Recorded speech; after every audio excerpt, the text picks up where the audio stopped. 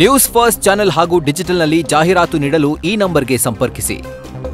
ನಮ್ಮ ನೆರೆಯ ದೇಶ ನೇಪಾಳ ಈಗ ಸದ್ಯಕ್ಕೆ ಬೂದಿ ಮುಚ್ಚಿದ ಕೆಂಡದ ಸ್ಥಿತಿಯಲ್ಲಿದೆ. ಆದರೆ ಇನ್ನೂ ಕೂಡ ಆ ಬೆಂಕಿ ಆರಿಲ್ಲ. ಯಾವ ಕ್ಷಣದಲ್ಲಿ ಯಾವ ರೀತಿ ಬೇಕಾದರೂ ಆ ಬೆಂಕಿ ಸ್ಫೋಟ ಆಗ್ಬೋದು. ಇದಕ್ಕೆ ಕಾರಣ ಅಲ್ಲಿನ ಸರ್ಕಾರ, ಅಂದರೆ ಇದ್ದಂಥ ಸರ್ಕಾರ ತೆಗೆದುಕೊಂಡಂಥ ಆ ಒಂದು ನಿರ್ಧಾರ. 26 ಸೋಷಿಯಲ್ ಮೀಡಿಯಾ ಬ್ಯಾನ್ ಆಗಿದ್ದನ್ನು ಖಂಡಿಸಿ ನೇಪಾಳದಲ್ಲಿ ಜೆನ್ಜಿ ಸಮೂಹ ಕಿಚ್ಚು ಹೆಚ್ಚಾಗಿದೆ. ಕಳೆದ ವರ್ಷ ಆ್ಯಪ್ಗಳ ನೋಂದಣಿಗೆ ನೇಪಾಳದ ಸುಪ್ರೀಂ ಕೋರ್ಟ್ ಒಂದು ಸೂಚನೆಯನ್ನು ಕೊಟ್ಟಿತ್ತು. ಅಂದರೆ ಯಾವೆಲ್ಲ ಸೋಷಿಯಲ್ ಮೀಡಿಯಾ ಆ್ಯಪ್ಗಳಿದ್ದಾವೋ ಎಲ್ಲವೂ ಕೂಡ ನೇಪಾಳದ ಸರ್ಕಾರದ ಅಧೀನದಲ್ಲಿ ಬರಬೇಕು, ಸರ್ಕಾರದಲ್ಲಿ ಅವೆಲ್ಲವೂ ಕೂಡ ರಿಜಿಸ್ಟರ್ ಆಗಬೇಕು ಅನ್ನುವಂಥ ಒಂದು ಸೂಚನೆಯನ್ನು ಕೊಟ್ಟಿತ್ತು. ಇದಕ್ಕೆ ಸ್ಥಳೀಯವಾಗಿ ಅಧಿಕಾರಿಗಳನ್ನು ನೇಮಿಸಬೇಕು ಅಂತ ಕೂಡ ಈ ಆದೇಶದಲ್ಲಿ ಸುಪ್ರೀಂ ಕೋರ್ಟ್, ನೇಪಾಳದ ಸುಪ್ರೀಂ ಕೋರ್ಟ್ ಉಲ್ಲೇಖ ಮಾಡಿತ್ತು. ಆದರೆ ಸುಪ್ರೀಂ ಕೋರ್ಟ್ನ ಆದೇಶವನ್ನು ಪಾಲಿಸುವಲ್ಲಿ ಆ್ಯಪ್ ಕಂಪನಿಗಳು ವಿಫಲವಾಗಿದ್ದು ಫೇಸ್ಬುಕ್, ಯೂಟ್ಯೂಬ್ ಸೇರಿ ಒಟ್ಟು 26 ಆ್ಯಪ್ಗಳನ್ನು ಬ್ಯಾನ್ ಮಾಡಲಾಗಿದೆ. ಸೆಪ್ಟೆಂಬರ್ 5ರಂದೇ ಅಂದರೆ ಕೊನೆ ದಿನಾಂಕ, ಡೆಡ್ಲೈನ್ ಕೊಡಲಾಗಿತ್ತು. ಯಾವಾಗ ಆ ಡೆಡ್ಲೈನ್ ಕ್ರಾಸ್ ಆಯಿತೋ ಆ ದಿನಾನೇ ಸೆಪ್ಟೆಂಬರ್ 5ರಂದೇ ಈ ಆ್ಯಪ್ಗಳು ಬ್ಯಾನ್ ಆಗಿದ್ದು ಸರ್ಕಾರದ ವಿರುದ್ಧ ಯುವ ಪೀಳಿಗೆ ಇದಕ್ಕೆ ಸಂಬಂಧಪಟ್ಟಂತೆ ಬೀದಿಗಿಳಿದು ಪ್ರತಿಭಟನೆ ಮಾಡಿ ಆಕ್ರೋಶವನ್ನು ಹೊರಹಾಕಿತ್ತು.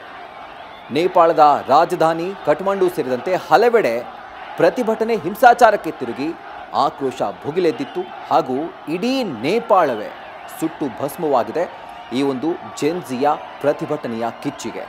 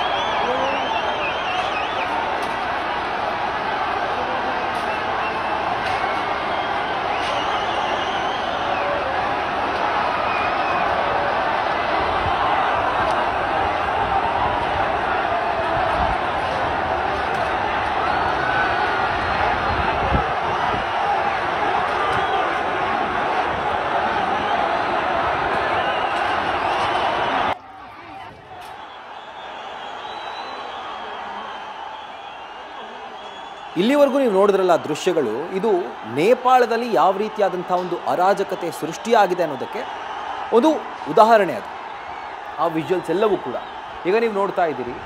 ಅಂದರೆ ಸಂಸತ್ ಕಟ್ಟಡದ ಮೇಲೆ ಜನರು ಹತ್ತಿ ಹುಚ್ಚಾಟ ಆಡ್ತಿದ್ದಾರೆ, ಕಲ್ಲು ತೂರ್ತಾ ಇದ್ದಾರೆ.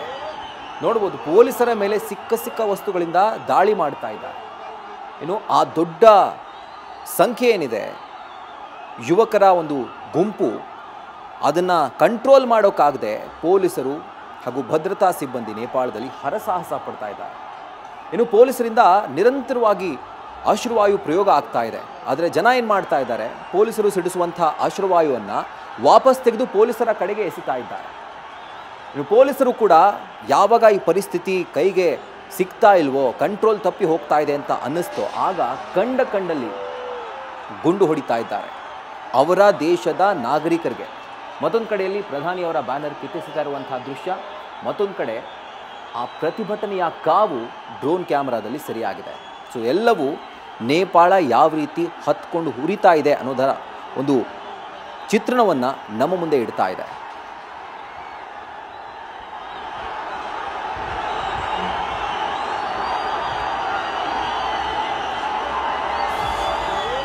ಈ ಒಂದು ಹೋರಾಟದಲ್ಲಿ ನೇಪಾಳ ಸರ್ಕಾರ ಜನರನ್ನು ಕಂಟ್ರೋಲ್ ಮಾಡಲಿಕ್ಕೆ ಕೆಲವೊಂದಷ್ಟು ಎಕ್ಸ್ಟ್ರೀಮ್ ಮೆಷರ್ಸನ್ನು ಕೈಗೊಳ್ತು.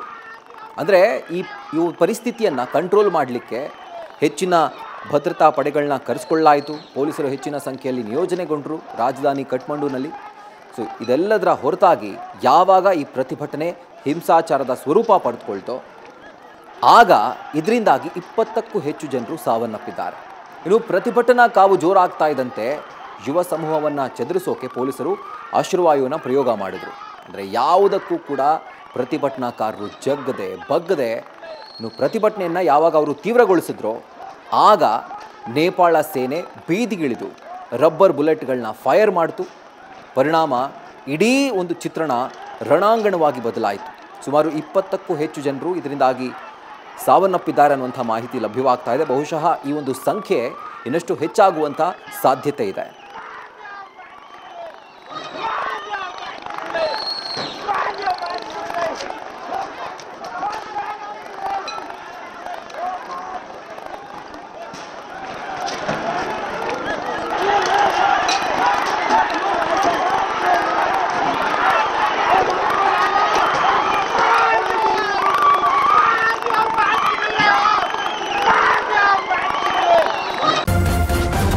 ನ್ಯೂಸ್ ಫಸ್ಟ್ ನಿರ್ಭೀತಿಯಿಂದ ನಿಮ್ಮ ಪರವಾಗಿ.